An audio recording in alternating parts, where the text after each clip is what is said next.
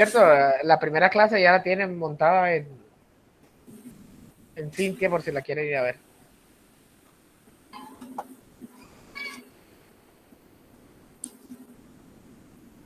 Yo por lo que veo no se usa Cintia. Hay que suscribirse y darle like. Y activar la campanita.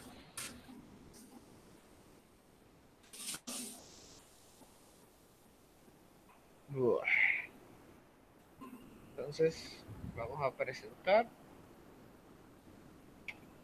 Hoy, muchachos, queridos jóvenes y estudiantes, hoy vamos a hablar de la temática de eficiencia energética. Vamos a hablar de unos consejos y vamos a hablar de la parte térmica. La próxima clase vamos a hablar de la parte eléctrica.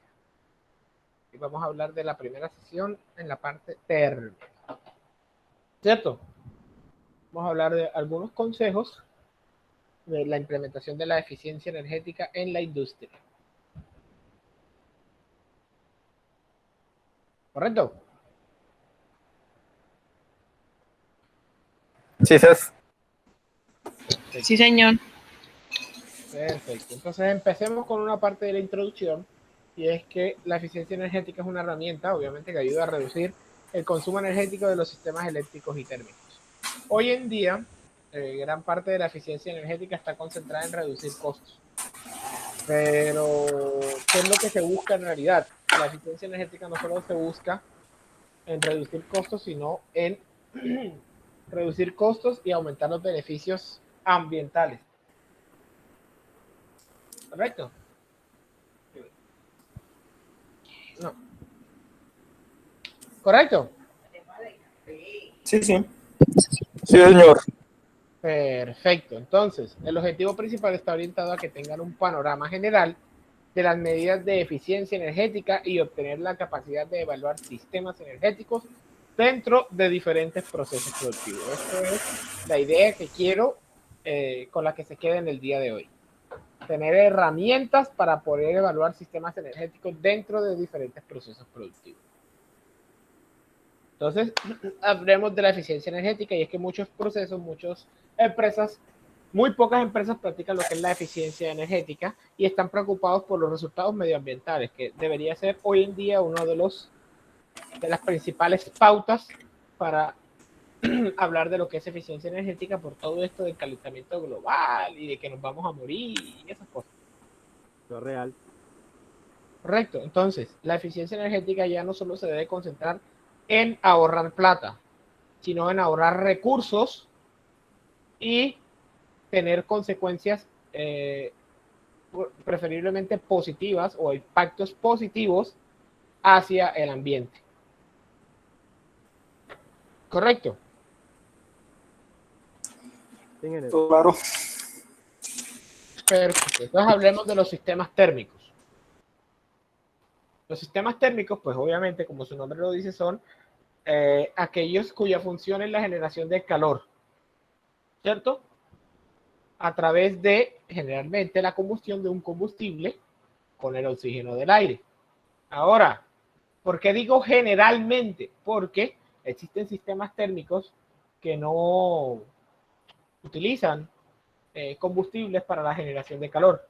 ¿Quién me da un ejemplo de esto? Lo que funciona con la radiación, energía solar y esas cosas. Los eléctricos también. Es correcto. No, pero estamos hablando de sistemas térmicos de calor, pero no eléctricos. Nada que sea eléctrico. Sistemas térmicos, Castelar habló de uno muy claro, y es los sistemas que utilizan radiación solar. A esos sistemas se les conoce como colectores solares. Son aquellos que se encargan de recolectar la radiación solar en forma de calor para hacer exactamente lo mismo, poder suplir necesidades de energía calórica en diferentes partes de una empresa o de una industria. Y aunque no crean, los colectores solares tienen la capacidad de elevar altísimas temperaturas. La geotermia también entra en este grupo. ¿La qué? La geotermia. Sí, la Cuando geotermia, aunque la geotermia es bastante costosa por por los equipos y los implementos que conllevan, porque hay que hacer excavaciones, porque hay que hacer estudios.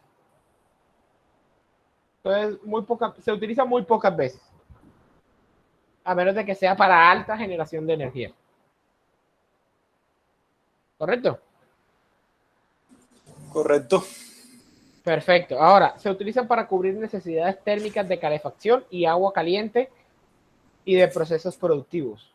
¿Por qué? Porque la mayoría de las empresas que hacen una transformación de un producto siempre van a necesitar agua caliente para X o Y razón, siempre. Por ejemplo, Frigosinú, ¿para qué utiliza el agua caliente? Utiliza el agua caliente para el cuero, para poder desprender el cuero de la carne y para poder eliminar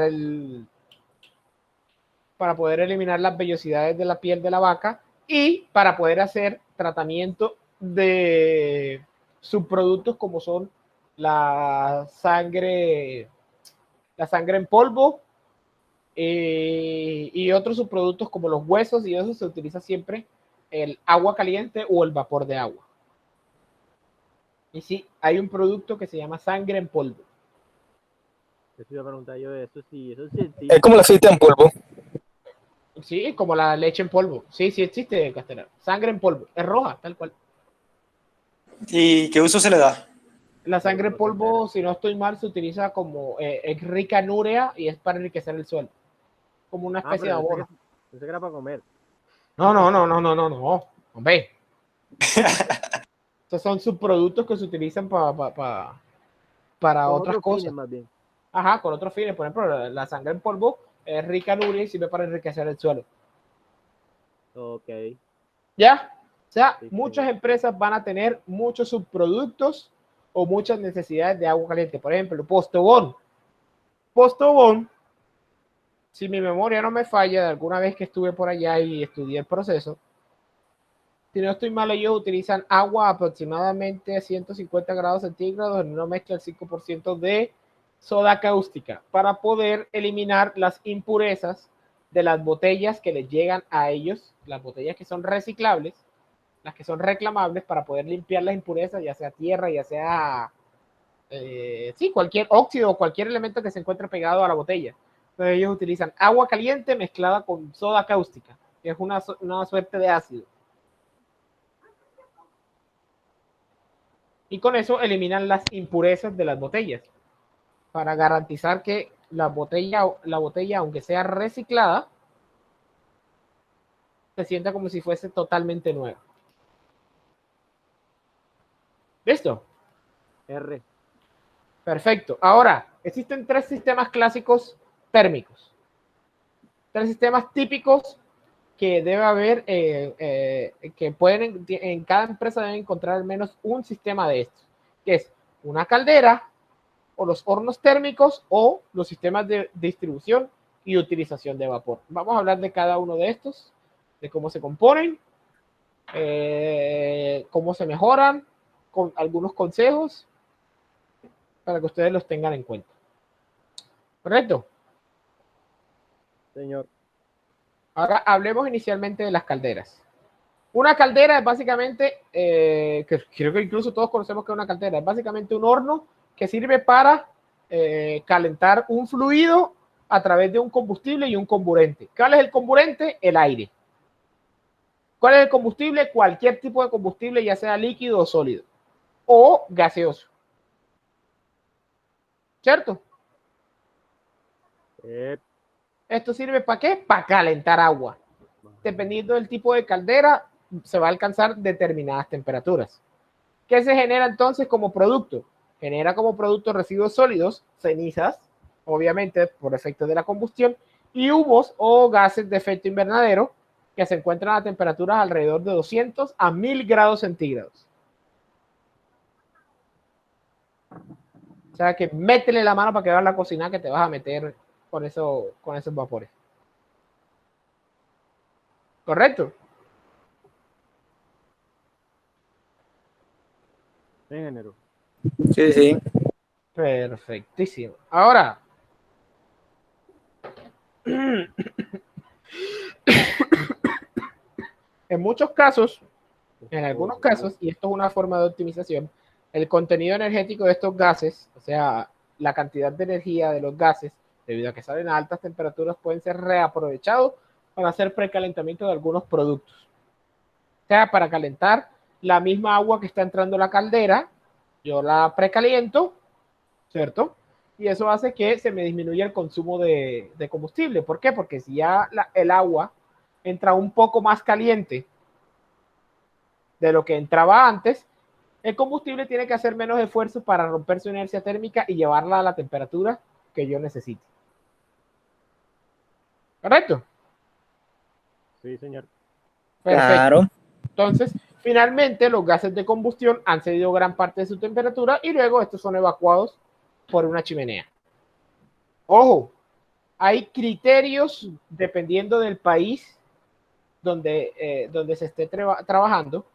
Hay criterios, y si no estoy mal, si la memoria no me falla, aquí en Colombia no se pueden soltar gases a la atmósfera a temperaturas mayores a 200 grados centígrados, pero tampoco por conveniencia se pueden botar gases a la atmósfera menores a 150 grados centígrados. No se pueden botar a mayores de 200 porque estamos colaborando con el aumento de la temperatura de las zonas aledañas. Entonces eso es peligroso. ¿Cierto? Porque hay zonas locales de temperatura que se empiezan a aumentar. Y no se puede sacar a temperaturas menores a 150 aproximadamente porque se empiezan a generar ácidos en los gases de combustión que empiezan a deteriorar los equipos. O sea, hay reacciones a temperaturas más bajas que promueven la generación de ácidos y eso empieza a colaborar con el deterioro de la caldera. Cosa que, obviamente, si usted va a trabajar con una caldera o va a trabajar en el área de mantenimiento, usted no quiere, ¿cierto? ¿Mm? Nada. Correcto, entonces eso hay que tenerlo muy, muy en cuenta. Ahora, vamos a hablar de los tipos de calderas. Las calderas se pueden clasificar dependiendo de muchas clasificaciones. Por ejemplo, según el tipo de combustión, existe la cámara de combustión abierta y cámara de combustión cerrada. Su nombre es claro, la cámara de combustión abierta es aquella cuya cámara de combustión se encuentra directamente en contacto con el ambiente y los exteriores, o sea, no se encuentra enclaustrada por ningún límite físico. ¿Ya? Básicamente como cuando usted hace un asado. ¿Ya? O sea, esa sería abierta. Sí, sería abierta porque está expuesto completamente al ambiente. Y una de cámara de combustión cerrada es aquella que está confinada completamente en todas sus fronteras. Por ejemplo, la caldera de un barco antiguo, eso estaría confinada. De un barco antiguo, depende del barco, porque había. Sí, eso de que trabajan. No, imagínense un buque donde la caldera estaba abajo en la... Esa que le echaban carbón. Ajá. Esa no estaba confinada, estaba abierta porque tenía que estar expuesta para poder echarle carbón. Ok. ¿Ya? Una cámara de combustión cerrada. Alguien ha visto un calentador de gas, a gas. Que es un cuadrito chiquitico que tú no ves nada de lo que está pasando dentro. Sí, para lavar la ropa. Bueno, sí, en otras partes en el interior la gente lo utiliza para calentar el agua de la casa en general, para bañarse y esas cosas. ¿Ya? Porque es más barato el gas que la electricidad. Eso se puede considerar una caldera de cámara de combustión cerrada. ¿Por qué? Porque no está en contacto con nada de su exterior. ¿Correcto? Ya. Esa es la clasificación según el tipo de cámara de combustión. ¿Ya? Para que cuando ustedes cuando les digan de cámara abierta o de cámara cerrada, ya ustedes saben de qué les están hablando. ¿Listo? Todo correcto. Y yo que me Todo bien. Listo. Ahora, de acuerdo con la forma del intercambio de calor, ¿cómo funciona una caldera? Una caldera adentro básicamente es un intercambiador de calor gigante. ¿Cierto? Dentro de la caldera está la cámara de combustión y están pasando una serie de tubos que es por donde pasa un fluido. Ahora, de acuerdo con la forma del intercambio de calor, tenemos las acuotubulares y las pirotubulares. Las acuotubulares, por los tubos pasa el fluido que se va a calentar y por su exterior los gases calientes que están calentando el fluido. ¿Correcto? Básicamente, como en tubo y coraza. El agua pasa por los tubos, la coraza pasa, el gas pasa por la coraza. ¿Sí? En un intercambiador de tubo y coraza, el agua pasa por los tubos, los gases de combustión pasan por la coraza. Bien. Sí, señor. Y las pirotubulares, piro hace la razón de fuego, tubulares tubo. Lo mismo que acuo viene de acuoso y tubulares viene de tubo. Pirotubulares es todo lo contrario. Los humos calientes o los gases de combustión van por los tubos y el agua va por la coraza. O sea, lo que se va a calentar va por la coraza y lo que está calentando va por los tubos. Entonces, ¿En qué situación se usa uno u otro? no tienen ningún beneficio la una de la otra. No. O sea, literalmente no tienen ningún beneficio la una de la otra. Las dos funcionan exactamente igual. Eso depende del fabricante. ¿Ya? Listo. Ya. O sea, me imagino que la diferencia reside en la comodidad de generar una combustión dentro de un tubo y así que pasen por ahí o Ajá. hace que circule agua.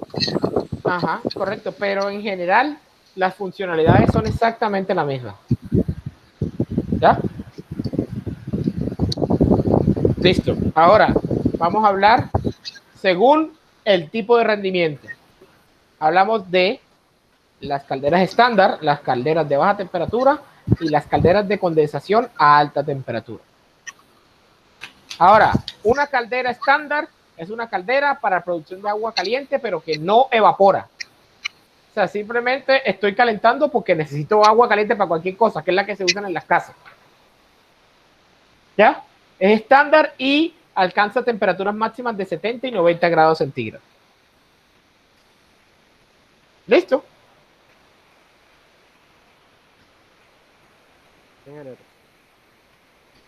Ahora bien, de baja temperatura son aquellas que permiten aprovechar el calor sensible de los humos a través de un recuperador de calor. Es decir, trabajan a bajas temperaturas, temperaturas de alrededor de 100 y 200 grados centígrados, y solo trabajan a punta de calor sensible.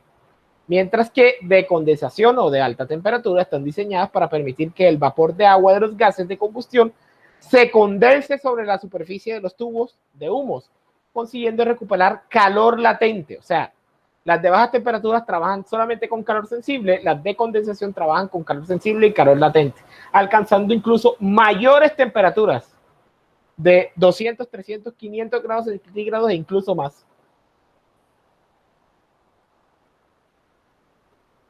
¿Correcto? Ahora, Listo. hay que tener mucho cuidado porque mientras mayor sea la cantidad de temperatura que maneja una caldera, mayores van a ser las presiones de trabajo. Por lo tanto, mayores requisitos de seguridad van a ser, porque básicamente ahí están trabajando con una bomba de tiempo. ¿Correcto? O sea que mayores temperaturas implican que un equipo tenga que ser más robusto. Claro, para soportar las altas presiones y todo eso. Para soportar las altas presiones. Es correcto, es cantar, así es. ¿Listo? ¿Estamos claros? ¿Estamos claros? No, es que no es eso, es que ya tengo la garganta desgastada porque estoy dando clases desde las 6 de la mañana. Y desde las 6 de la mañana ya mi garganta ya está ¿Qué resentida. agua?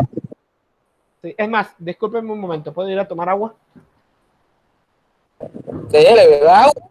Discúlpenme un momento, ya vengo. Ay, hombre. A la nanita, Esto parece una nevera. no lo es. Una nevera para calentar. Ah, así funcionaba la de la casa antes de cambiarla.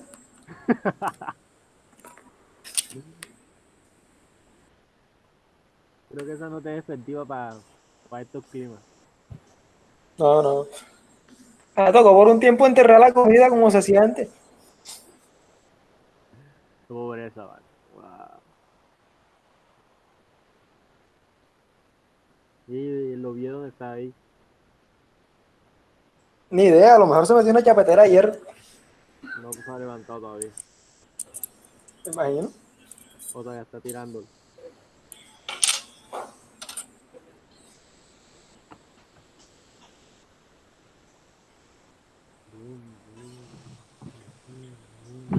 Ya tú te comentar el micrófono. No, no Listo, importa. ya regresé. Cualquier cosa que hayan hablado mal de mí, recuerden que todo esto está grabado. Claro. Mierda, Gastelar, te veo mal ahí. A las 8:53. Solamente les digo, para que sepan. ¿Mm? No había pensado en eso. Ah, bueno, para que sepan. Gracias, Harlan. Denme un segundo.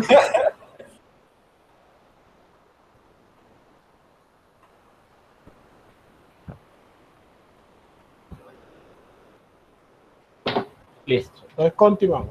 Ahora, hablemos del rendimiento de la caldera. Datos sutiles, datos importantes que hay que tener en cuenta. El rendimiento de la caldera se define como la relación de calor útil, o sea, calor que sirve para algo con respecto a la energía proporcionada por el combustible.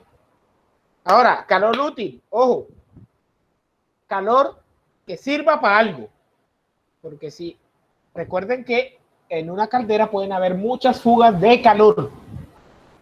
¿Por qué? Porque estamos hablando de calor y el calor se puede transferir por conducción, convección y radiación. Una caldera a muy altas temperaturas va a tener la capacidad de generar todos los tipos de calor. Por eso una caldera tiene que estar bien aislada. ¿Cierto? Sí, señor. Entonces, Igual que la tubería por donde van a pasar todos los. es correcto, más por la tubería por donde van a pasar todos los fluidos. Por eso hay que maximizar. ¿Cómo se maximiza el eficiencia, el rendimiento de una caldera? Maximizando, les digo, el calor útil. ¿Cómo se maximiza este calor útil? ¿Por qué? Porque es que no podemos maximizar la energía ofrecida por el combustible. Porque la energía ofrecida por el combustible va a ser siempre la misma. ¿O no? El combustible va a ser siempre el mismo. Entonces, ¿qué es lo único que nos queda? Maximizar la energía útil del sistema.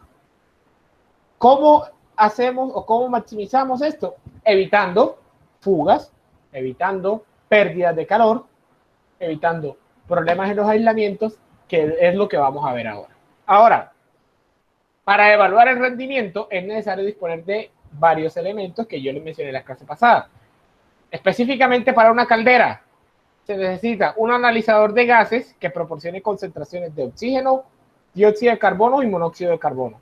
Y medidores de temperatura, por ejemplo, cámaras termográficas o medidores como termocuplas y termopares.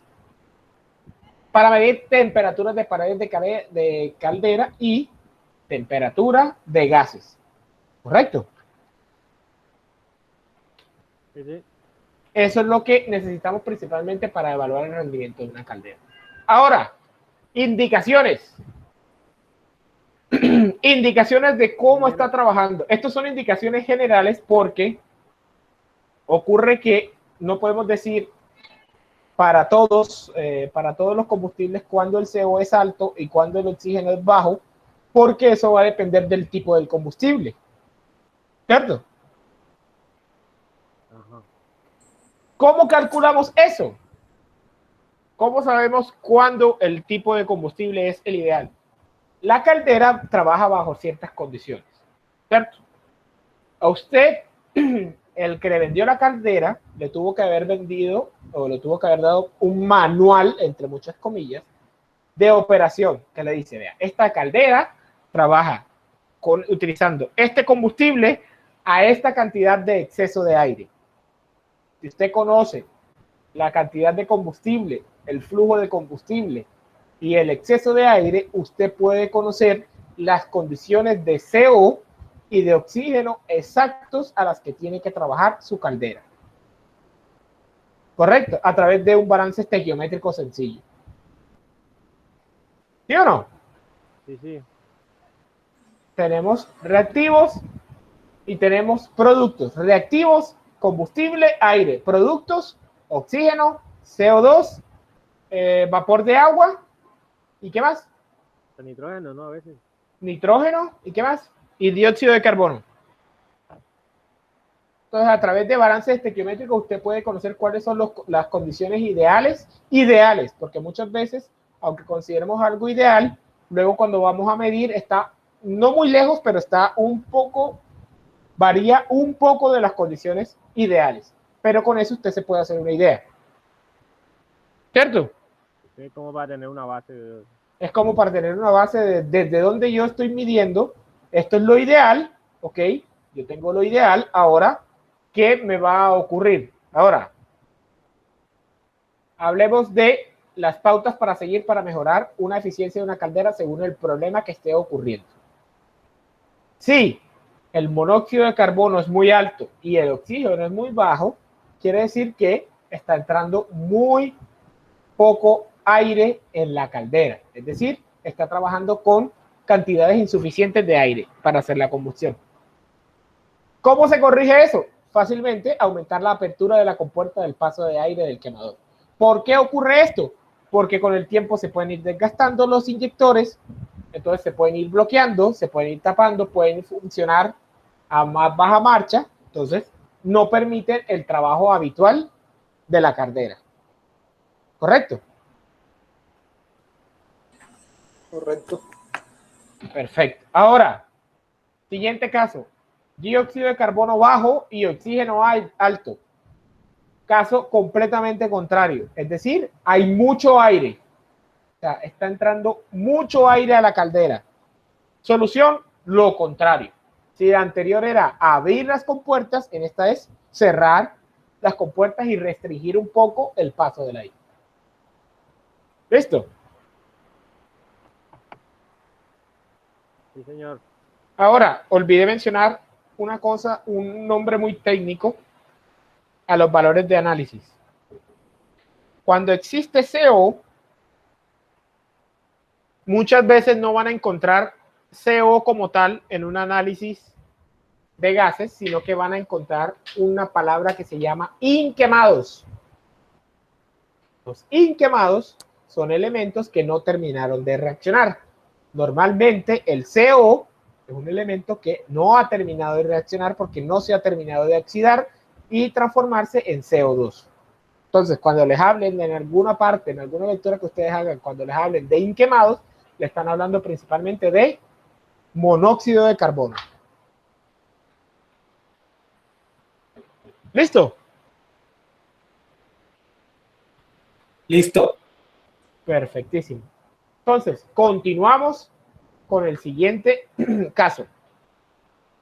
Dióxido de carbono alto y oxígeno alto, quiere decir que la mezcla de aire combustible es inadecuada. Recuerden de máquinas térmicas.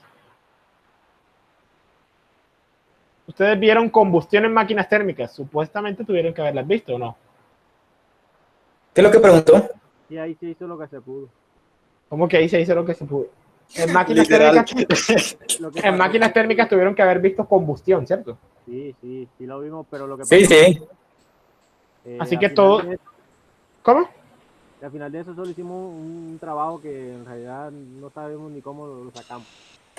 Todos saben aquí Pero que lo es la... sacamos adelante, que es lo importante. Ay, Dios mío. Todos saben aquí entonces que es la mezcla aire-combustible. Sí, claro, el dosado. Es correcto, el dosado. Es la cantidad de aire que debe ser mezclado con el combustible para alcanzar una proporción adecuada y lograr una combustión ideal, ¿o no? Sí. Dependiendo del porcentaje de exceso de aire combustible, vamos a tener una relación de aire combustible determinada. Si es estequiométrico, si no es estequiométrico, etcétera, etcétera, etcétera. Ahora, si el monóxido es alto y el oxígeno alto, quiere decir que esa mezcla es inadecuada. ¿Cómo se soluciona esto? Se desmontan los inyectores, se llevan a cabo una limpieza o se sustituyen si fuese necesario y efectuar de nuevo el análisis. ¿Por qué? Porque es posible que estén sucios. Es posible que tengan fugas, tengan fisuras, que por ejemplo estén, aparte del aire, estén inyectando aceite, por ejemplo. Entonces, no se está haciendo una mezcla ideal, sino que se está mezclando un combustible con aceite y con aire, por ejemplo. Entonces, cuando esta situación ocurra, hay que revisar o hay que ir directamente a los inyectores. Hablando ¿Listo? de esto que usted dice de aceite y esas vainas, eso es lo que pasa en los motores dos tiempos entonces. Claro, eso es lo que ocurre en los motores dos tiempos. Los motores dos tiempos son propensos a quemar mucho aceite y por eso lo sacaron en desuso. Eso es show. No, en desuso, mijo. Ah, ¿Ya? listo, listo. Están en desuso porque queman mucho aceite y eso genera gases de efecto invernadero incluso más nocivos. Y también genera inquemados, ¿no? Sí, también generan, y muchos. Bastante. Muchos. Por eso es que cuando se está quemando aceite, el humo es muy negro. Más negro, sí. El humo es más negro, es por eso, porque tiene mucha presencia de inquemados. Ahora, continuamos. Siguiente problema. La temperatura de las paredes es mayor que la temperatura de la sala. Ustedes que vieron transferencia de calor conmigo, ¿eso es bueno o es malo?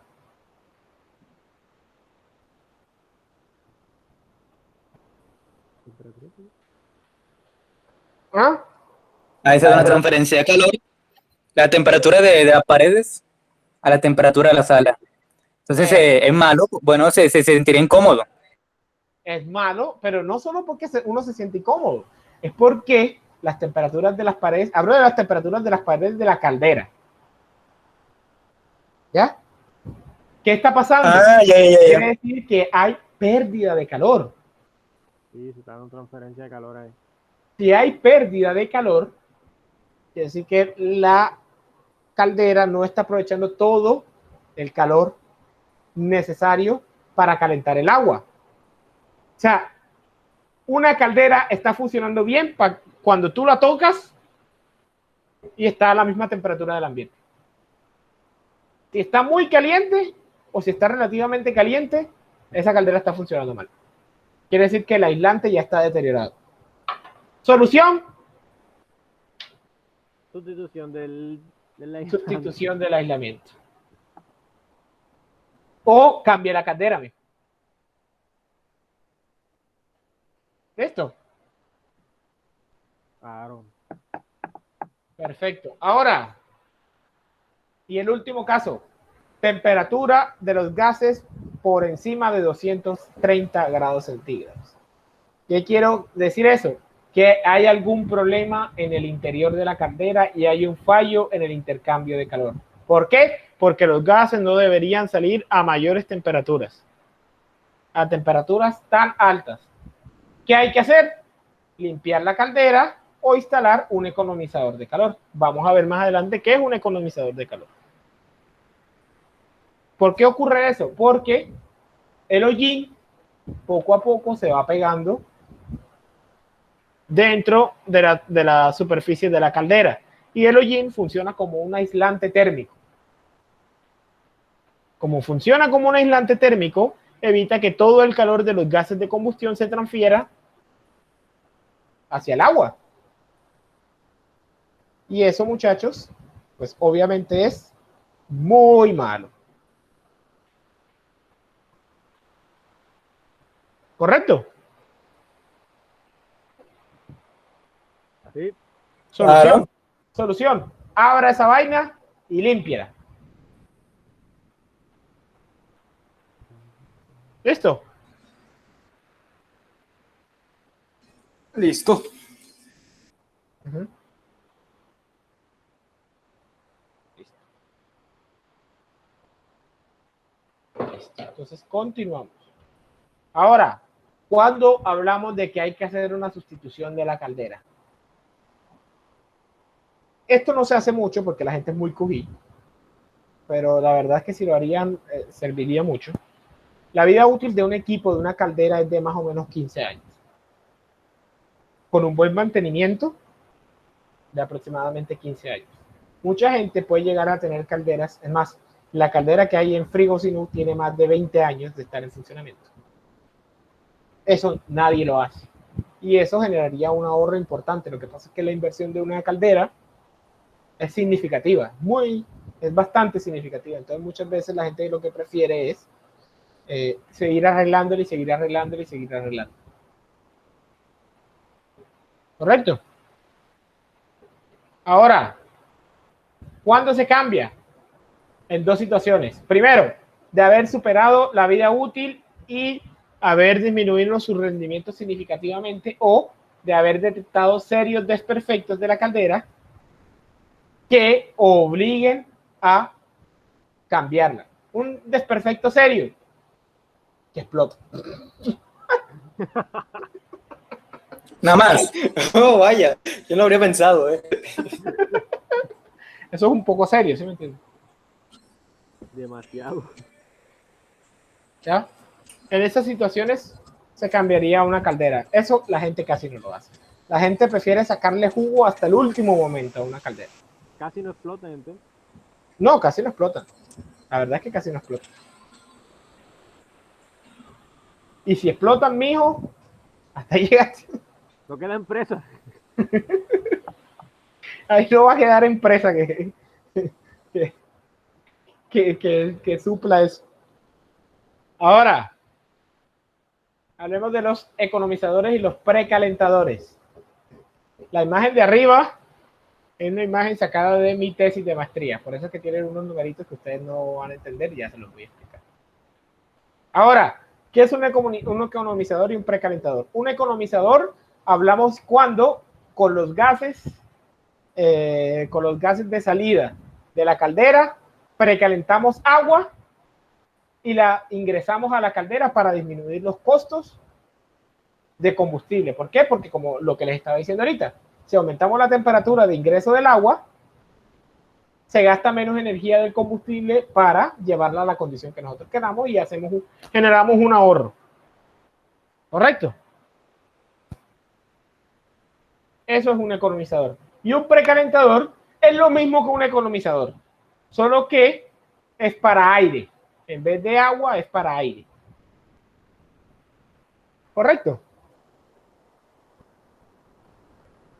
Ahora, Listo. ¿cómo es un economizador visualmente? Es un intercambiador de calor. Puede ser un radiador, puede ser un sistema de tubo y corazas. Cualquier cosa de eso puede ser un economizador o un precalentador. ¿Por qué les quise colocar el ejemplo de mi tesis de maestría? Porque básicamente eso es lo que estoy haciendo en uno de los casos de optimización. Esto que está aquí, que es el equipo número 10, es una caldera. A esta caldera entra agua desde dos puntos diferentes. Uno, que es del residuo de un proceso térmico de pasteurizado, y otro que viene de la red pública. De la red pública, yo tomo los gases de combustión, que es el flujo número 21, y precaliento el agua de la red pública a través de un intercambiador de calor, que es el equipo número 18. ¿Cierto?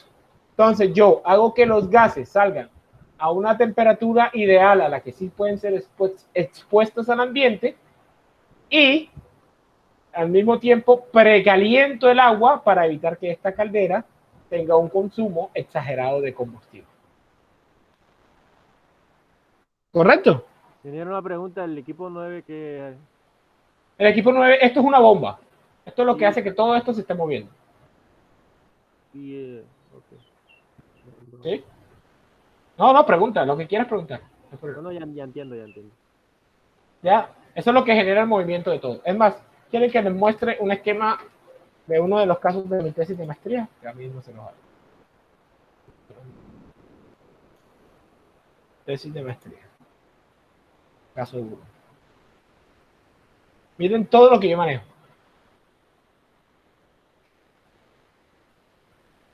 Todos estos son tuberías y líneas de producción. Espectacular, ¿no? ¿Y qué es lo que está Eso haciendo está usted ahí? enfocado en una empresa en específico. Eso está enfocado no es una empresa, es un pequeño laboratorio para el procesamiento y tratamiento de cáscara de naranja. Es por decirlo, una industria a nivel experimental que se encuentra en Perú. ¿Qué ocurre? ¿Qué hace esta empresa? Mira, esta empresa, esto es una zona de recepción donde se recibe la naranja, esto es una banda de transporte, esto es un separador. Este separador me separa la pulpa de la fruta de su cáscara, del bagazo y de las semillas, ¿cierto? Pero lo que están utilizando ahí es eso que está mostrando debajo. ¿Qué? O todo, la pulpa también la utilizan. No, todo se utiliza, todo se utiliza, Okay. ¿cierto? Entonces, en esta línea es la línea para la generación de un jugo de naranja. Entonces hay un depurador, hay una bomba, esto es un enclave que sirve para hacer el pasteurizado, un intercambiador de calor que sirve para enfriar el pasteurizado y luego finalmente obtenemos jugo de naranja. ¿Cierto? Sí. Ahora, por la otra línea, ¿qué se tiene? Se tiene la cáscara, el bagazo y las semillas. Las semillas, perdón, el bagazo es lo único que no sirve para nada. ¿Cierto? La cáscara y las semillas, todas son aprovechadas en una torre de separación. En esa torre de separación se destila, por así decirlo, se saca un aceite que se llama limoneno, que es un aceite industrial que se utiliza como disolvente natural. Básicamente el limoneno es lo que le da el olor a cítrico a los cítricos. Es lo que hace que la naranja huela a naranja, que el limón huela a limón y así sucesivamente. ¿Cierto? Ahora, Sí. si ustedes quieren experimentar qué es el limoneno, me imagino que todos alguna vez han jugado con estriparle una cáscara de naranja a un amigo en el ojo. ¿Quién no? Bueno, eso que le cae a la gente en el ojo y que hace que le arde y se irrita, eso es el aceite, el limoneno. Es lo que hace que la fruta huela y sea como es. Y está principalmente en la cáscara. Ahora, para obtener esa separación en esa torre, hay que hacerlo a través de un sistema de caldera para obtener vapor. Este sistema de caldera está conectado tanto a esta torre de separación como a este enclave. ¿Por qué? Porque no es recomendable tener una caldera por cada uso o por cada sistema que vayamos a calentar. Es recomendable que todo se encuentre centralizado. O sea, lo que nos está diciendo es que con los gases que salen de ahí de la caldera está calentando acá en Correcto. el 18. Correcto. No, con los gases que salen. En el equipo 18, sí. Con los gases que salen de la caldera, estamos calentando aquí el equipo 18 y esto hace que el agua que entra a la caldera esté más caliente y los flujos 22 y 23, que son los flujos de combustible y de aire, se disminuyen. Y eso hace que más plática para el bolsillo porque no hay que gastar tanto combustible. ¿Correcto? Perfectísimo. Todo esto es lo que estoy trabajando yo en mi tesis de maestría. Y todavía me faltan cosas. Otro dibujito y la cháchara, ¿dónde está? Ya te la muestro. Aquí está, plantilla tesis. Mira.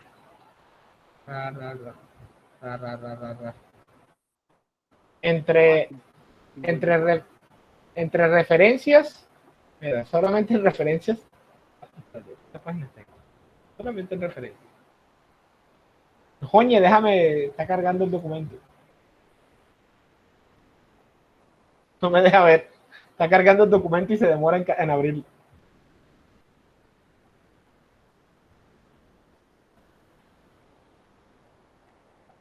Solamente en referencias. 1, 2, 3, 4, 5, 6 páginas de referencia. Y no he terminado.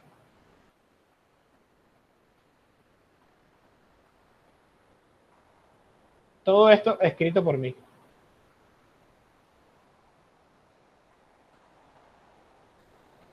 Horrible, ¿no? Terrible. Terrible. Pero bueno.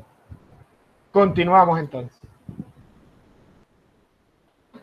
Entonces, en eso consiste la utilización de economizadores y precalentadores en una industria. Eso sirve para optimizar el uso de combustible. Entonces, si optimizamos el uso de combustible, al final estamos generando menos gases de efecto invernadero. Beneficios, plata y ambiente. ¿Correcto?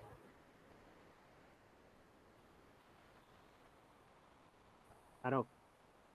Perfecto, porque si se generan menos gases de efecto invernadero porque se está quemando menos combustible, ya no vamos a generar tantos problemas al ambiente.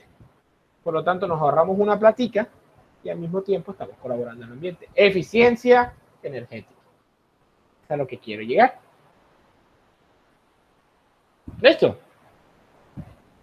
Listo. Ahora, lo que les estaba hablando. Oye, yo sabía que eso estaba por aquí. En cualquier caso, se debe tener en cuenta que existe un límite por debajo del cual no es posible enfriar los gases entre 150 y 175 grados centígrados, ya que se podrían producir importantes corrosiones en conductos debido a la condensación de ácido sulfúrico. Pues que yo soy un crack, ¿vale? ¿Sí vieron cómo esa información sale así, tras? ¿Ah?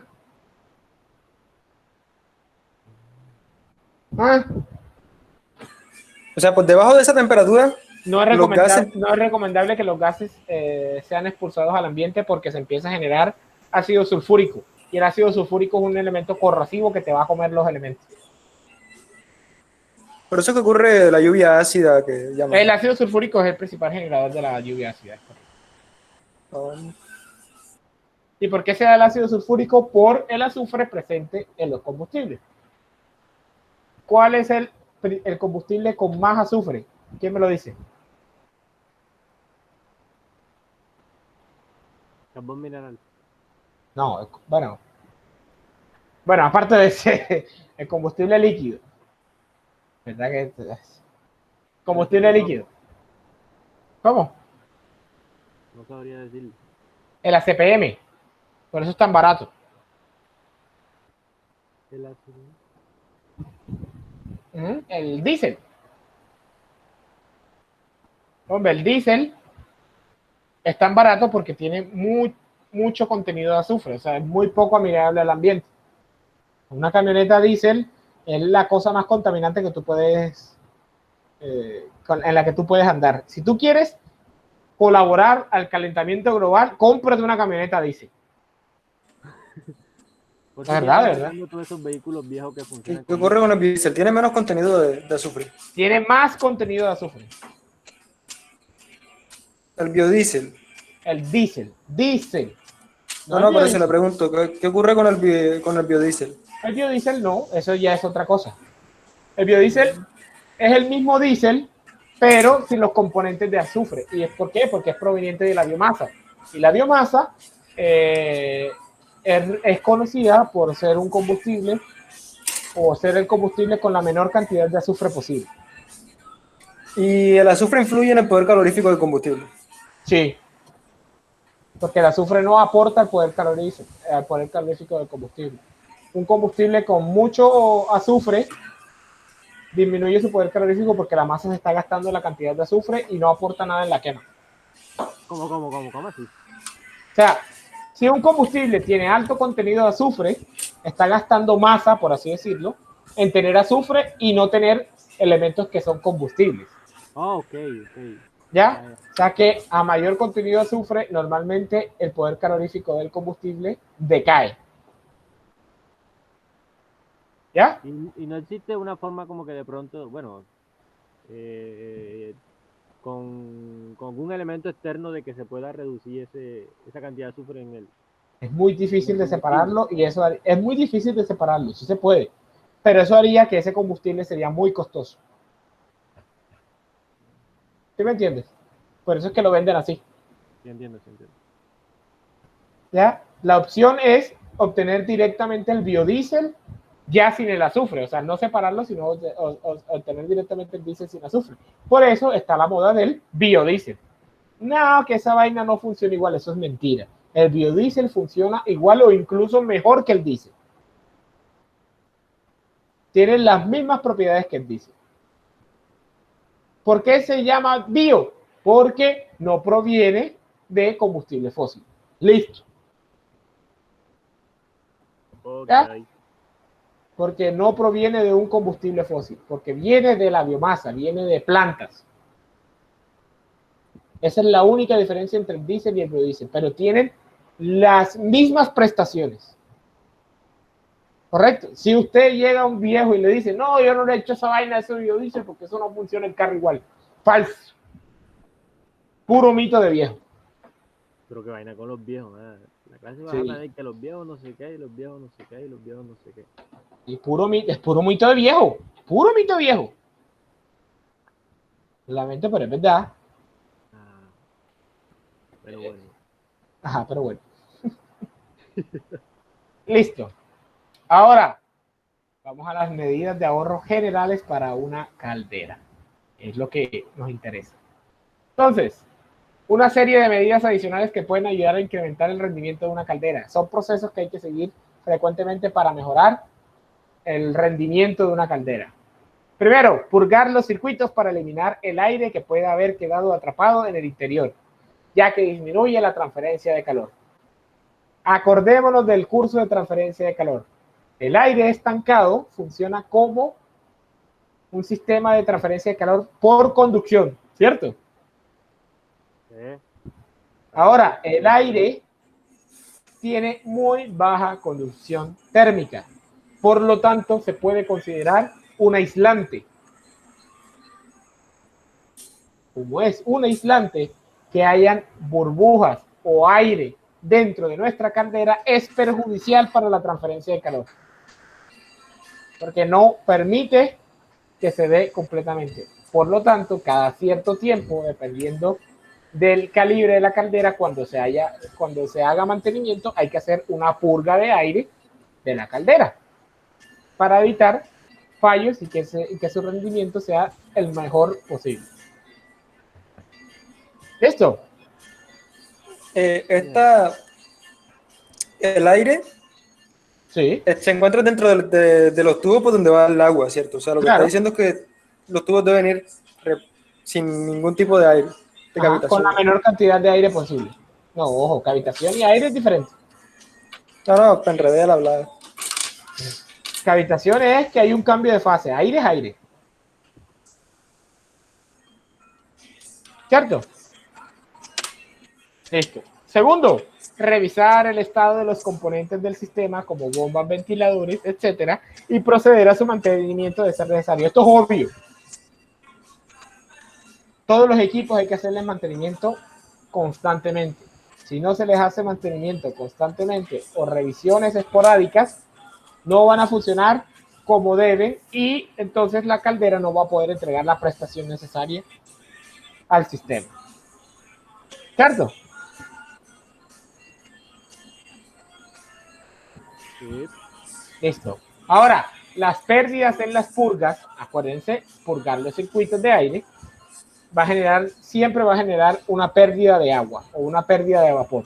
Las pérdidas en las purgas se pueden disminuir racionalizando la cantidad de las mismas. Es decir, no les estoy diciendo, sí, hay que hacer purga. Ahora, no les estoy diciendo que todos los días tengan que hacer una purga de aire. Porque si hacen todos los días una purga de aire, se van a mamar la caldera y van a tener que renovar la cantidad de agua cada rato. ¿Cierto?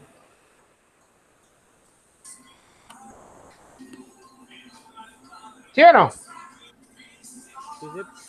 Ahora, también nos está diciendo, mejorando la calidad del agua. ¿Qué creen ustedes que significa esto?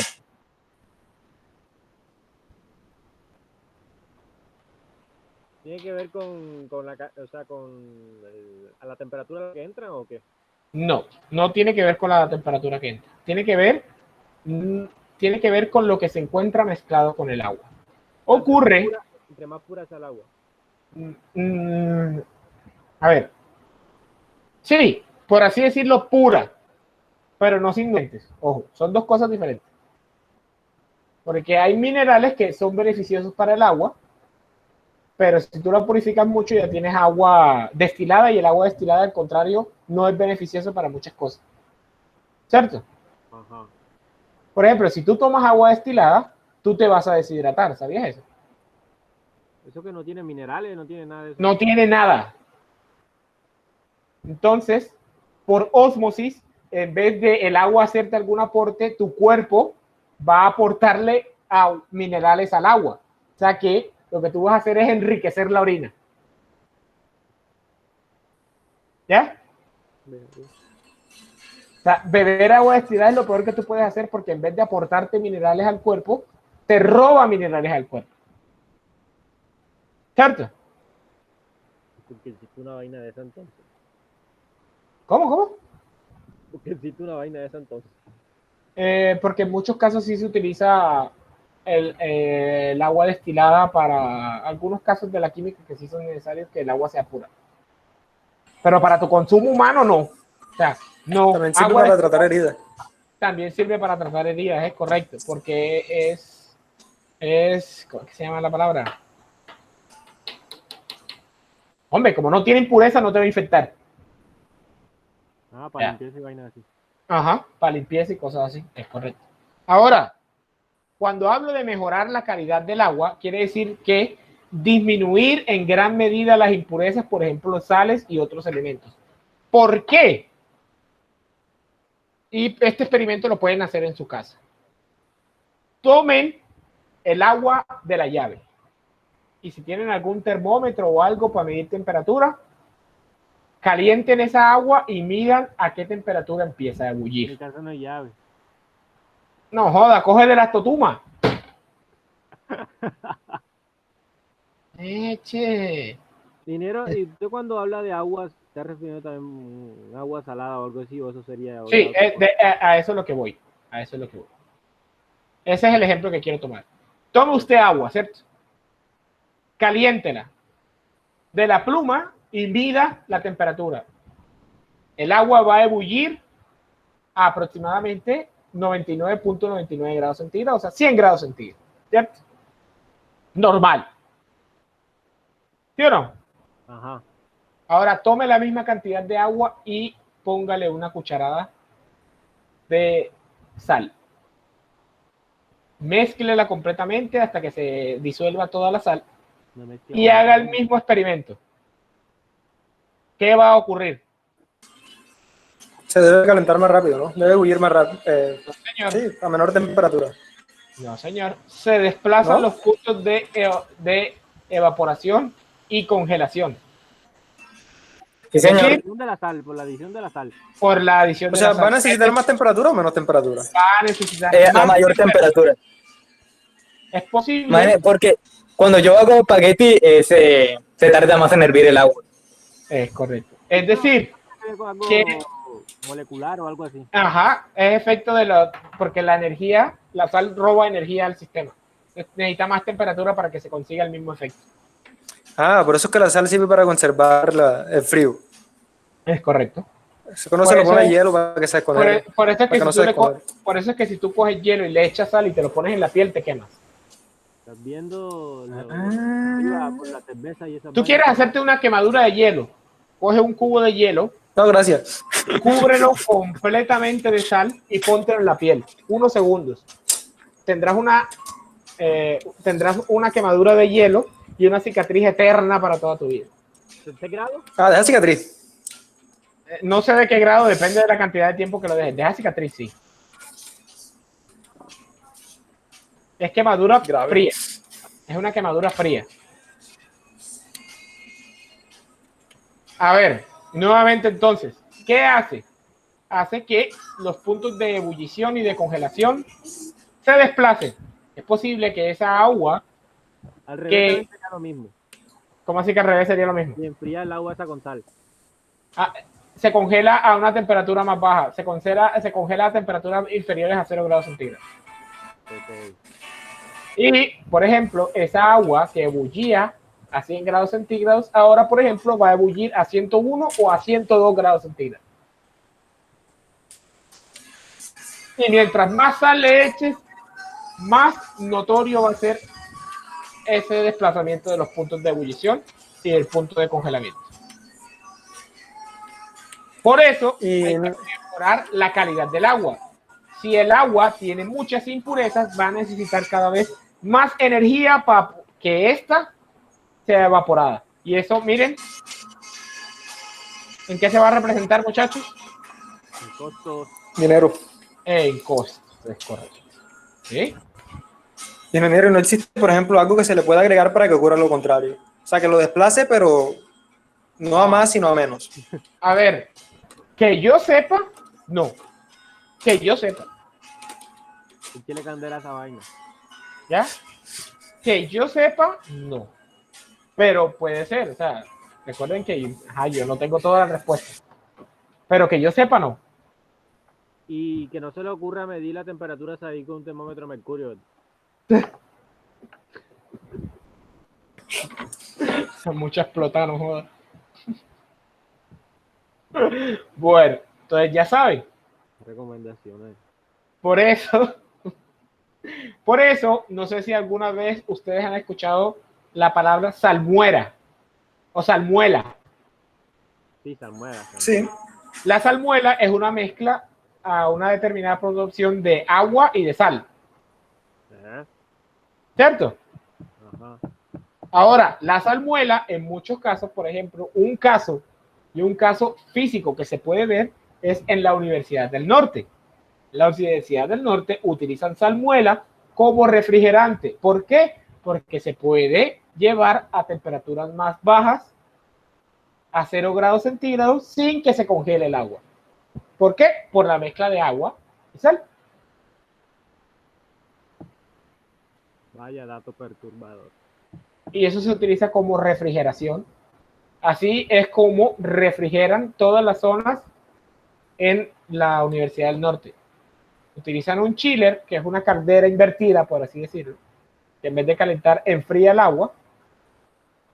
El funcionamiento de un aire acondicionado, básicamente. Y utilizan salmuera para lograr este tipo de proceso. Todo allá no es como los aires acondicionados que nosotros conocemos. Allá en la Universidad del Norte no utilizan aire acondicionado, sino que utilizan sistemas de ventilación.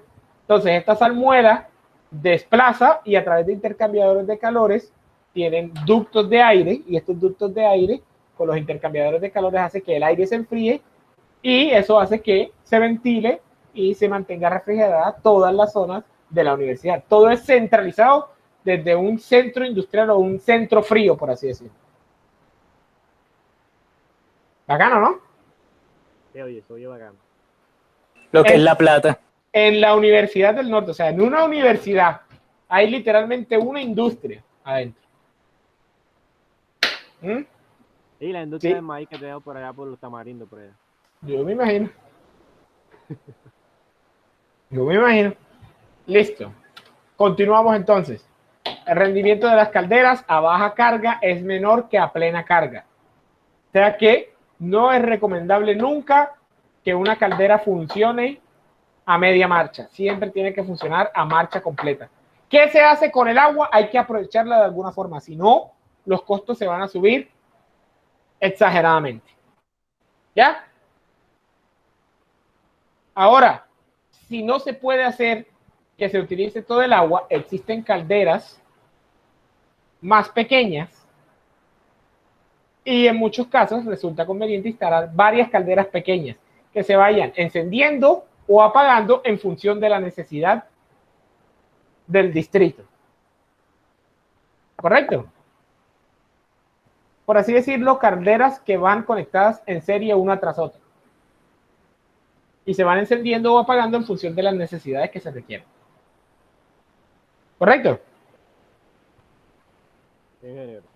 Perfecto. Ahora, En el caso que existan varias calderas, es importante que aquellas con mejor rendimiento funcionen constantemente, dejando las menos eficientes para absorber las variaciones en la demanda de calor.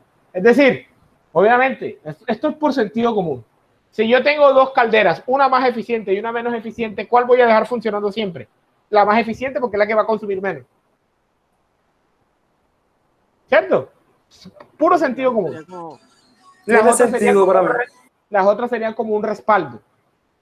dar una ayuda ahí que Es correcto, las otras serían como un respaldo, pero siempre dejar en funcionamiento las calderas más eficientes. Siempre. Las menos eficientes, obviamente, funcionarán como un respaldo y como una ayuda para potenciar la caldera de mayor rendimiento. ¿Ya?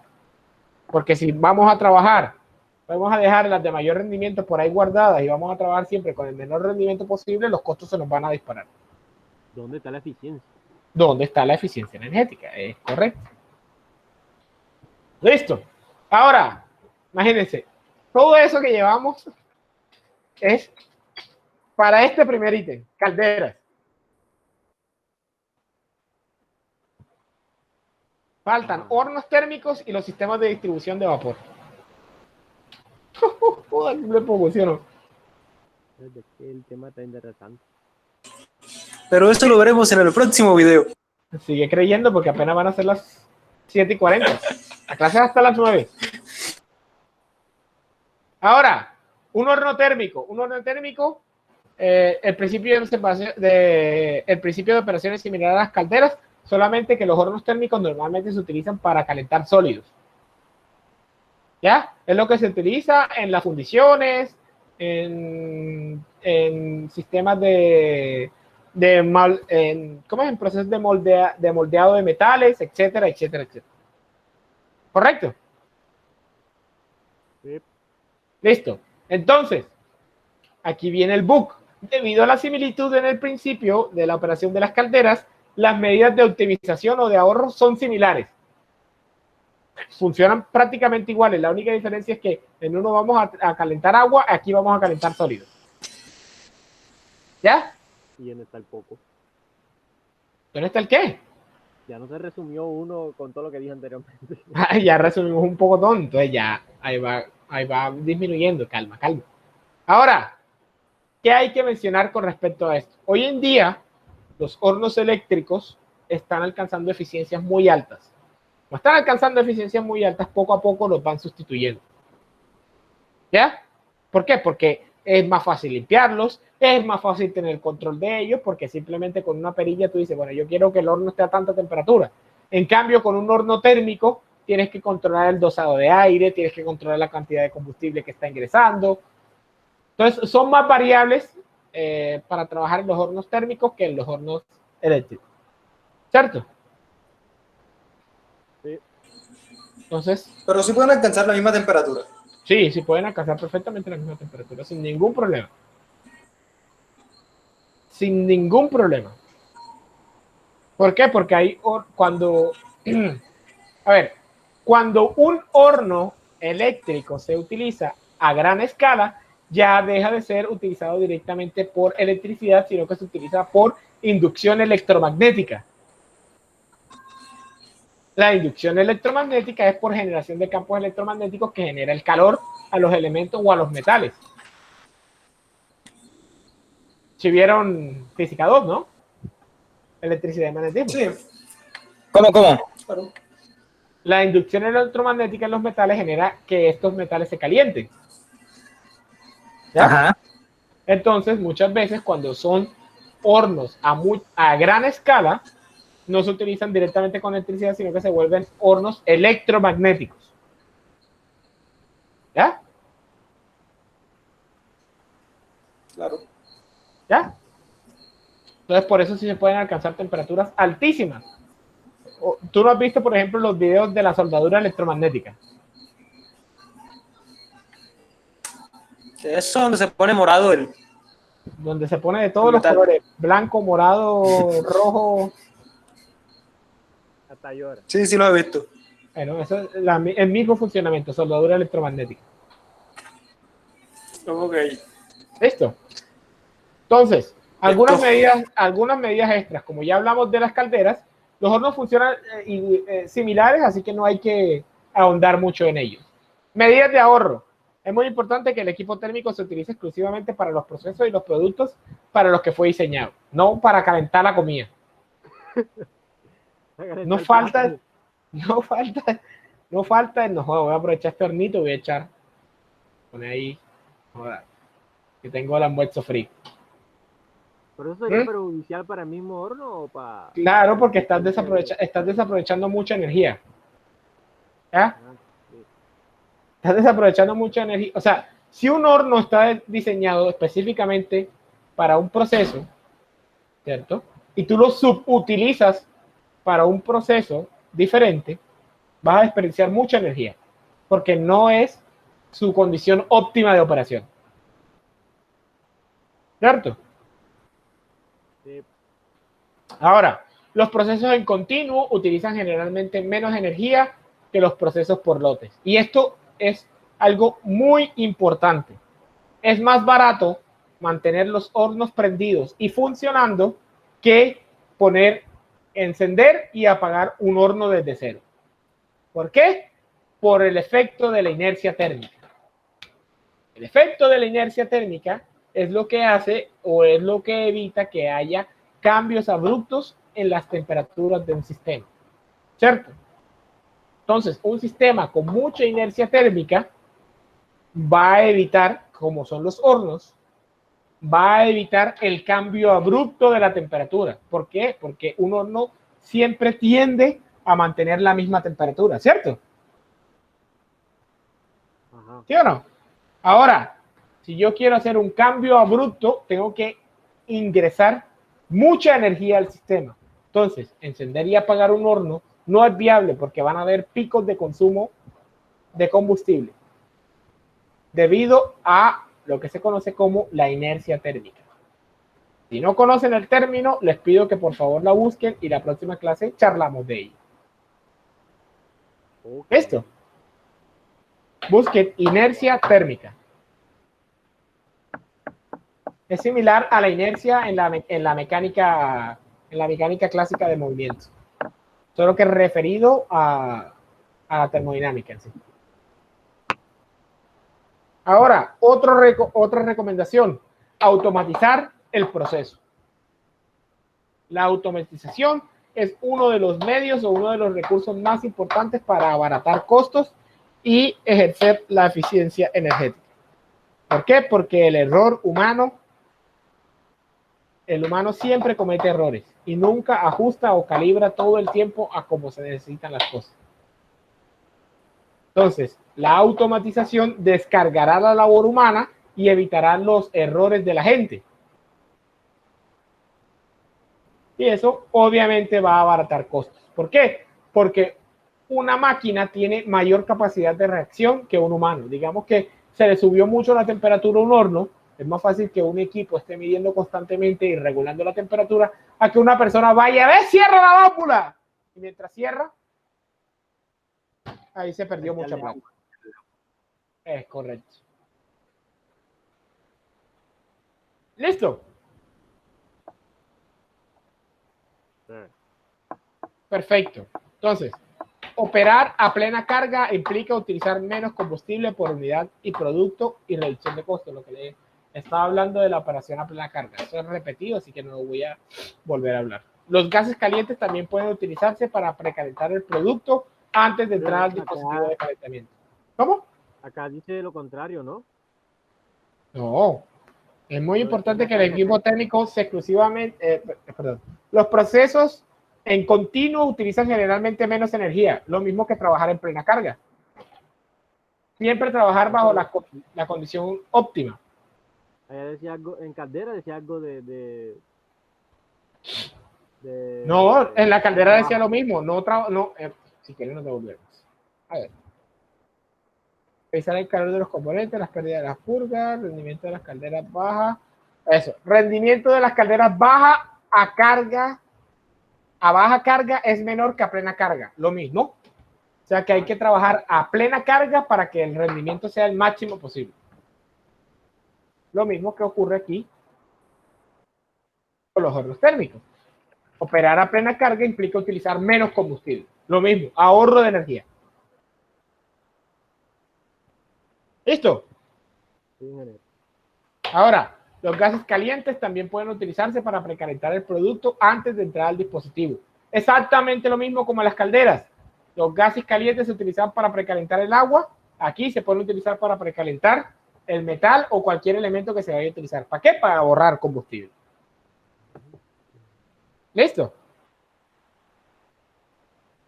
Sí, ingeniero.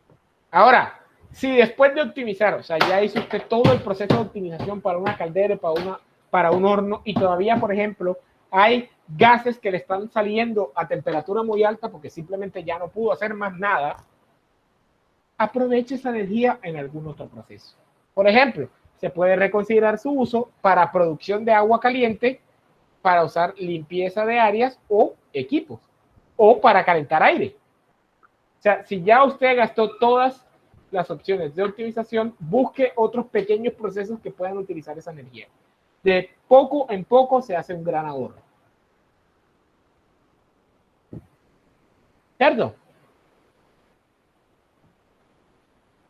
Sí. Perfecto. Ahora, vamos a la última fase, que es la fase o las líneas de distribución y utilización de vapor. Que es básicamente, el vapor básicamente es el producto de una caldera. ¿Cierto? Ahora, ¿qué es un sistema de distribución y utilización de vapor? ¿Qué pasó, Dani? Nada, iba a decir sí, señor. Ya, no, nada. Perfecto, listo. Entonces, un sistema de distribución de vapor, su nombre lo dice, es el que permite llevar vapor a cada una de las partes de una industria. Les permite distribuir de manera óptima el vapor que se va a utilizar. El vapor es una herramienta costosa. ¿Por qué? Porque se gastó combustible para transformar agua en vapor. Si se pierde el vapor, estás perdiendo plata. ¿Cierto? Sí, sí. Perfecto. Ahora, ¿qué es importante? Hay varios ítems que son importantes. Primero, contar con buenos procedimientos de operación. Operar adecuadamente las trampas de vapor. Mantener aisladas las tuberías y equipos y dispositivos. Evitar fugas de vapor y mantener una presión de vapor adecuada. Vamos a tratar cada uno de estos y con eso terminamos. Ahora, hablemos de los procedimientos de operación. Primero, tener en cuenta, considerar la viabilidad de sustituir eyectores de vapor para producir vacío por bombas de vacío mecánicas. ¿Qué es un eyector de vapor? Un eyector de vapor es, recuerdan que es un Venturi de su mecánica de fluido. Un tubo Venturi es un tubo que tiene una forma de cono. Vamos a ver si logro. Es una forma que tiene, un equipo que tiene una forma de cono, que tiene una angostura y después se va ampliando, que sirve para generar de forma mecánica vacío. ¿Cierto? ¿Y para qué se genera el vacío? Para generar movimiento de las partículas o para disminuir la presión y que se genere gas a bajas temperaturas o se genere vapor a bajas temperaturas. ¿Cierto? Es una forma mecánica, es decir, pasa a través de esto y automáticamente se estrangula y se disminuye o se genera una pérdida de presión. Eso es mecánica de fluidos y termodinámica básica. Es cuando vemos las toberas y esas cosas. ¿Cierto? Ajá. Ahora, ¿por qué se deben cambiar por bombas de vacío mecánicas? Porque tú con una tobera no puedes controlar la cantidad de presión de vacío. Como no puedes controlar la cantidad de presión de vacío, esto sale a lo que tenga que salir.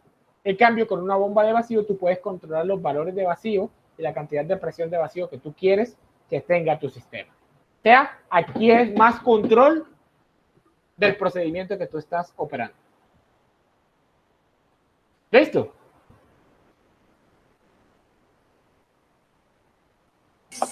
Listo.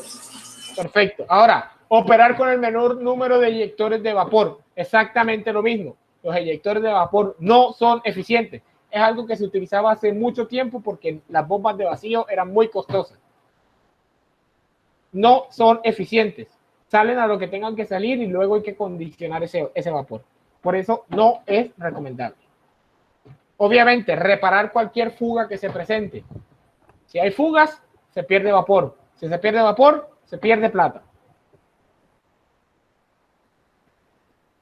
¿Listo? Todo bien. Revisar periódicamente los sistemas de vapor para detectar líneas de vapor usadas con muy poca frecuencia y que puedan ser eliminadas o puestas fuera de servicio. Digamos que usted entra nuevo a una empresa y usted se da cuenta que hay una línea de vapor o una línea de distribución de vapor que prácticamente no se usa. Y por ahí pueden haber fugas o elementos que estén gastando vapor innecesariamente. Esa es una línea de vapor que puede ser eliminada y mejorará los procedimientos de operación. Hará que usted gaste menos plata. ¿Cómo se hace eso? Hay que conocer la industria. Hay que saber qué pasa por cada uno de los elementos. Y eso se hace con el tiempo y con experiencia. No sé, eso son cosas que no se pueden enseñar, sino que hay que aprender con la experiencia. ¿Cierto? Sí. Ahora, y clave, incluir en el diseño de un sistema de distribución de vapor equipos de medición. Mientras más control de la medición de flujos y de presiones ustedes tengan, ustedes pueden tener mejores procedimientos de operación porque pueden detectar fallas inmediatamente. Por ejemplo, si ustedes tienen medidores de presión y por algún motivo la presión se cae abruptamente en una línea y usted tiene un medidor y se da cuenta que cae, puede responder más rápidamente que buscar a ojo dónde fue que se cayó la línea. Si usted no tiene medidor, usted no puede saber el punto exacto donde hubo un fallo. Y eso es perjudicial. Muy perjudicial. Hablemos de operar adecuadamente las trampas de vapor. ¿Todos saben qué es una trampa de vapor aquí? Imagino No. que... Una trampa de vapor. Yo no sé qué es. Una trampa de vapor, ustedes recuerdan de su termodinámica lo que es la calidad. Ajá. La calidad es un vapor con calidad, es aquel vapor que tiene una parte húmeda, o sea, una parte acuosa. Húmedo. Eso, un vapor húmedo. Una parte acuosa, o sea, una parte en fase líquida y otra parte en fase gaseosa, ¿cierto? Entonces, una trampa de vapor es aquella trampa que literalmente atrapa el vapor y elimina la parte líquida. ¿Ya? ¿Cómo es esa vaina? A punta de gravedades. Llega el vapor. Uy, ya.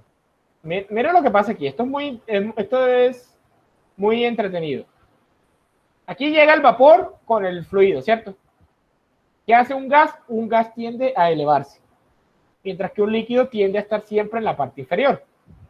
Entonces, la trampa de vapor lo que hace es que por la parte superior sale solo vapor y por la parte inferior sale solamente el agua. Y así separas rápidamente el vapor de su fase líquida. Y puedes utilizar completamente el vapor y esta agua que ya no se está utilizando puede ser redirigida nuevamente a la caldera para emplearla correctamente. Es muy ingenioso, ¿no?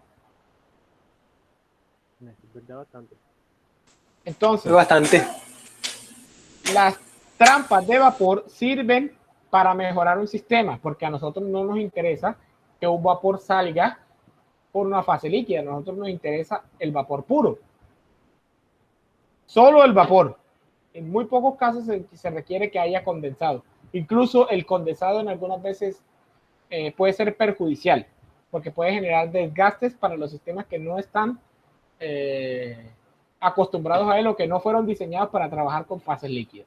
Entonces, ¿cómo se operan? Primero, elaborar para cada área operativa un programa de revisión rutinaria de las trampas de vapor y verificar su operación adecuada. Básicamente, un manual de mantenimiento que les diga que les diga, bueno, cada tanto tiempo tengo que revisar que las trampas de vapor estén funcionando bien.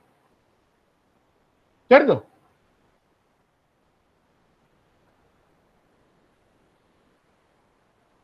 ¿Sí o no? Ajá. Listo. Segundo, mantener un censo actualizado de las trampas de vapor. Muchas veces ocurre en una empresa que ni siquiera la misma empresa sabe qué equipos tiene. En serio. Ustedes dicen que cómo es posible que una empresa no sepa qué equipos tiene. Por experiencia, bueno, por experiencia mía no, pero un profesor me dio clase a mí y que nos llevó a trabajar algunas cosas en Frigosinú, nos contó que una vez investigando se dio cuenta que le pagaban a una persona solamente para abrir y cerrar una válvula porque el sistema no está automatizado. Entonces el man se paraba literalmente todo el día a abrir y cerrar una válvula, abrir y cerrar una válvula, abrir, y la empresa ni siquiera tenía conocimiento de esto. ¿No? Conocimiento del tipo, conocimiento de la máquina. Las dos cosas. No tenían conocimiento de qué estaba haciendo ese tipo, por qué lo estaba haciendo y por qué lo contrataban solamente para eso.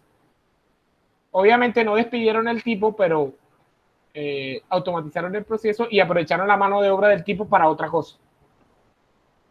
Pusieron a abrir una Para ser bien tinto. Posiblemente, pero si a mí me pagan lo mismo por servir tinto, yo sirvo el tinto. Estás bebiendo tinto todo Todo el día. acá, ¿no? ¿Mm?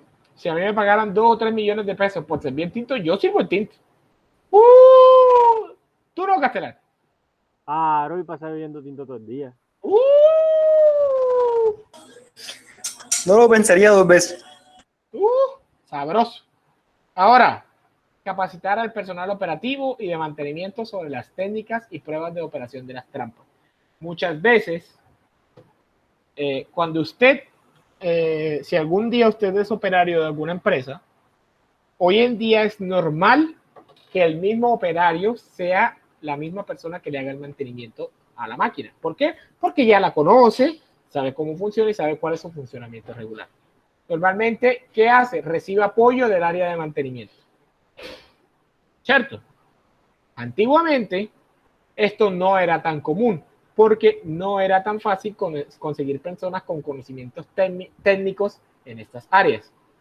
Entonces, esto hacía que los costos se aumentaran porque tocaba hacer muchas veces contratación externa para poder hacer mantenimiento a los equipos.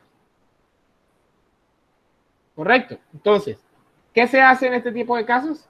Las personas encargadas de las zonas o zonas aledañas a las trampas de vapor, capacitarlas en el mantenimiento de estas y en hacer pruebas para que ellos mismos las hagan y evitar gastos extras para entes externos y poder hacer las valoraciones. ¿Correcto?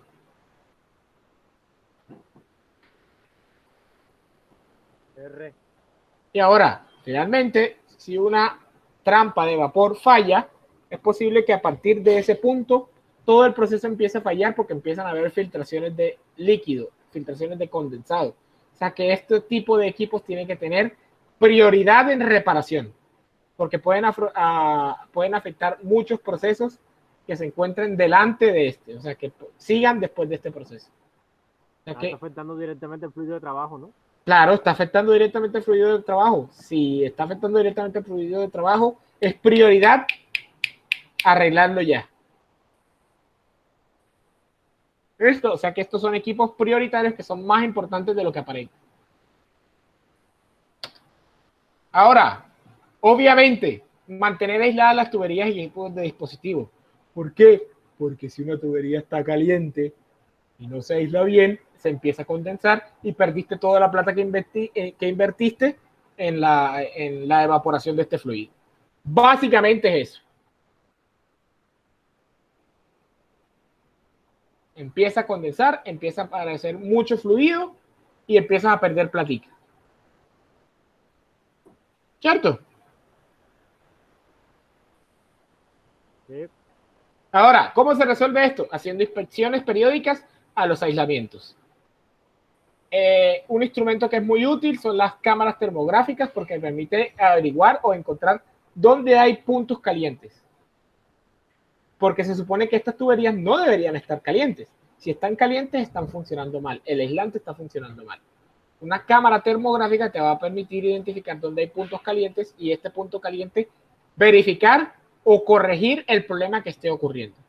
Revisar los aislamientos después de cualquier mantenimiento, porque normalmente los mantenimientos pueden generar averías en los aislamientos porque se hizo un mal mantenimiento o porque para hacer el mantenimiento habría que romper el aislamiento, o sea, habría que atravesar el aislamiento y poder hacer el mantenimiento porque hubo que cambiar un tubo, ese tubo estaba revestido, entonces hubo que quitar el aislamiento, quitar el tubo y luego poner otra vez el tubo, entonces hay que revestir nuevamente el aislamiento.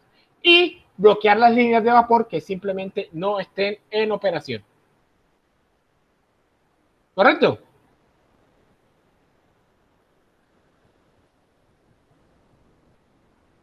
Claro. ¿Estamos menos? Sisas. Perfecto.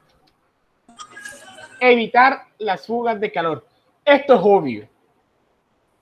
Básicamente es evitar donde haya puntos de fuga de calor. ¿Cómo se hace esto? Haciendo revisiones de las líneas. ¿Por qué? Porque literalmente estás echando al aire la plata. Lo calentaste y se fue todo por una pequeña fuguita. Imagínate. Plata directamente al suelo, al aire. Literalmente. Y finalmente mantener una presión de vapor adecuada. Ahora, usar vapor a la mínima presión posible para servicios de calentamiento. ¿Por qué utilizar vapor a la mínima presión posible para servicios de calentamiento? ¿Quién me explica esto? ¿Cómo? Para mantener una presión de vapor adecuada, usar vapor a la mínima presión posible para servicios de calentamiento. ¿Por qué? ¿Qué pasa si yo aumento la presión? No va a calentar, sino que no sé, si yo aumento la presión, tengo que aumentar mucho más la temperatura para poder lograr la evaporación, ¿o no? Pues sí. O sea, gasto más energía. O sea que hay que buscar trabajar a la mínima presión posible para lograr el vapor. Si gasto más energía, gasto más plata. Todo es plata. Todo esto es plata. Ahora, aprovechar el vapor a todos los niveles de presión posible. Es decir, yo, digamos que rompo la primera regla y yo tengo un vapor a muy alta presión, ¿cierto?